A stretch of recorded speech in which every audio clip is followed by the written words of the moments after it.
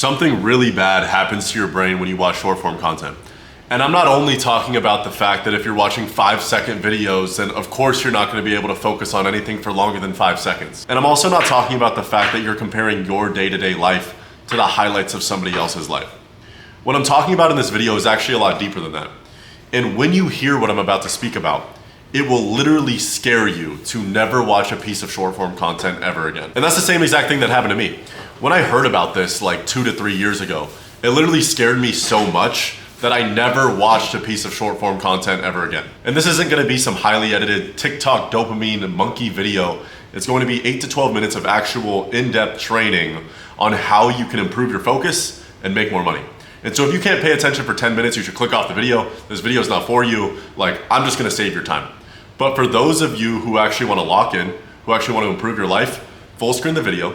I challenge you, don't put it on 2x, don't go on your phone. And I promise you, you will walk away from this video with clarity on how to make more money and improve your focus. So with that said, let's get to it. So the first scary thing that watching so much short form does is it literally rewires your dopamine system forever, right? And so back like 100 years ago, 200 years ago, even 50 years ago, when we didn't have these fucking things, men would go out and they would hunt and they would conquer and they would just like, their gratification systems would be long-term. And the funny thing about the human brain is that whatever feels good right now is what the human actually feels like it should do. But whatever feels good long-term, like for us now, because we're so used to getting this like instant dopamine, instant gratification. And like I was talking about at the beginning, like I used to have so much trouble focusing, sitting at my computer for 2 hours and literally just working until I realized it's like, like, dude, of course I'm fucking bouncing around every 15 seconds. During my free time, I'm literally over here putting my Instagram reels in 2x speed, my TikToks on 2x speed on the side so I can watch them faster. It's like, dude, what the fuck? Like, if you were to take someone from 200 years ago and be like, oh yeah, now I watch 15-second videos in my free time, that's what I do, and I put it on 2x speed so they're 7 seconds now. It's like, dude, what the fuck is wrong with you? So let's compare the day-to-day things that quote unquote should feel and give you a dopamine rush to a 7-second reel. It's like, dude, I'm gonna watch Mr. Beast give away a $300,000 car to whoever stays in this mall the longest. Like, dude, I'd way rather do that than go hit the gym. Like, of course I'm gonna receive much more easy, quick dopamine from watching the 7-second, 30-second reel than going and doing a hard thing by working out. So think about when you were a kid, when like working out, going outside, playing on the playground, playing in the grass, hanging out with your friends, having conversations was what you strive to do. And you think about those moments, you're like, damn, those are the good old days. But now it's like, people will literally just stay in the crib. And I do this as well. Like, stay in the crib and just want to watch something. Stay in the crib and just scroll on their phone and look at a screen. So basically your dopamine bar has been raised to an inhuman level of something that, like, achieving a goal or working out, like, it cannot physically reach the amount of dopamine that you could get from scrolling. Because like, the people at Instagram are fucking smart, and the people on YouTube are fucking smart, and the people who make short form, these people are really smart. And so their job is to get you on the platform, keep you on the platform so they can make more money. And you right here are literally just a consumer, and you are just putting more money in their pocket. And so there's literally like so many scientists, so many smart people trying to get you to stay and become addicted to the platform. And the problem with that is let's say you have like, you're hungry or you're thirsty or you have some sort of desire and craving that you need to fill. Like with like, I'm thirsty, okay, let me drink some water. You are satisfied after you drink a glass of water and you're no longer thirsty. Like, when you want to scroll, there is no satisfaction. Like, you're never satisfied. You will just continue to scroll over and over and over again, and that's what fries your dopamine. And like I was talking about with scientists literally creating these platforms to keep you engaged, when somebody tries to quit, they are genuinely addicted and they genuinely experience withdrawal. Your brain has become addicted to the access to dopamine that short form content provides to you. The second, and this one is probably the scariest thing that I realized, is that when I'm consuming short form all the time, 2 things for me. Number 1 is whatever I'm consuming is literally what's in my brain all the time. And so if I'm consuming stuff and it's about girls and it's about drinking, it's about going out, it's about fucking fitness, whatever it is, like that is top of mind for me. And whatever it is, like I am thinking about 24/7. And so that can be a good thing, but it can also be a bad one. And I realized that like if I do have the app, I just have to be very, very intentional with what I let get on my page. But then the second thing is like, think about for you when your best thoughts are. Like I remember back in the day, 3 years ago, when I was running my marketing agency and it was like struggling for a really long time, I was in the shower listening to an Alex Hormozi podcast, and I came up with this one idea. I was like, this is gonna change everything, and it did for me. But my point is that in silence or in the shower or on a walk, when you intentionally create like space and silence for yourself is when your best ideas and your best thoughts are formed. Because like, of course, when there's someone fucking chatting in your face or there's like some crazy music, again, someone literally scientifically trying to keep you on their platform, of course you can't think for yourself. And that goes along with the second idea that literally every single thought that you see on social media, it's not actually like you start to adopt those mindsets and those thoughts even though you didn't create them. So you see people on your page, you're like, this guy thinks this guy thinks this guy thinks this, and you literally just start downloading the information of other people, which is not always a bad thing as long as you're learning from the right people like we were just talking about. But if you actually sat there and you're like, let's say you're some like very red pill in relationships and girls need to be doing this, they can't be wearing this, like think about it in your head and be like, why did I come up with that thought and why is that an opinion that I have? Or am I creating that opinion because somebody else said it that I respect or that has the status that I respect on social media? You know, and when you think of that you will start to realize how few actual real opinions that you have formed for yourself. And quitting scrolling like first thing in the morning or in between work, it was probably one of the harder things that I've done. And like I said, I implemented this change like 2 years back.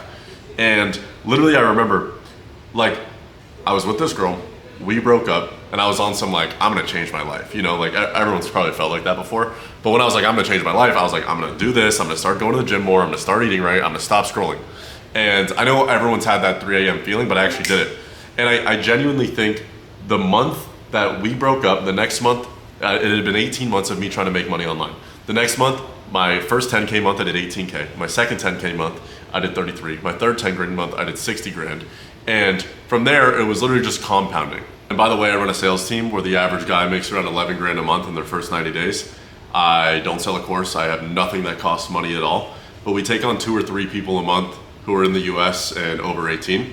So if that's you, click the link in the description and then book an application call and we'll see if you're a good fit. And the last thing that scared me so much about social media is that it literally tricked my brain into thinking that I have done things and lived lives that I really haven't. Again, back 200 years ago, you know, if you want to go see the view from the top of Mount Everest, you have to go conquer that fucking mountain. You have to climb it, you have to beat it, and you get to be rewarded with the view. Nowadays, I've seen Mount Everest from my phone. I've also seen like the pyramids, the Great Pyramids of Giza. I've seen Lake Como. I've never been anywhere. I've been out of the country like 3 times. I went to Cabo, you know? And so I almost felt it killing my ambition because I was watching all these other people living the life of their dreams, going on vacations, again, watching their highlights, of course, but like making the money, having the cars, etc.